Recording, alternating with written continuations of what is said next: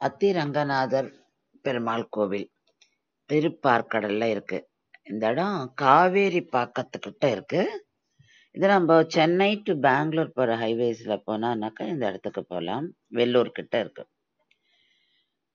இங்க பெருமாள் சயன கோலத்துல காட்சி தர ஸ்ரீதேவி பூதேவியோட அவரோட நாபி கமலத்திலிருந்து பிரம்மாவும் இங்க நம்ம சேவிக்கிறோம். வேகவதி ஆத்து கரையில இந்த கோவில் அமைஞ்சிருக்கு. பிரம்மா யாகம் பண்ணும்போது பகவான் விஷ்ணு கிட்ட ஹெல்ப் கேட்கிறார். அதனா சரஸ்வதி வேகவதி யாரா அப்படி கோவமா பாஞ்சு அவ ஓடுறா அந்த யாகத்தை நிறுத்துறதுக்கு. அதனால பிரம்மா பெருமாளோட ஹெல்ப் கேட்கிறார். அப்ப பெருமாள் அவளோட ஓட்டத்தை குறைக்கிறதுக்காக அப்படியே ஆற்றோட குறுக்குல அப்படியே சயனிச்சுன்றார். அத 3 இடத்துல பண்றார். அதுல ஒரு இடம்தான் இது திருப்பார்கடல்.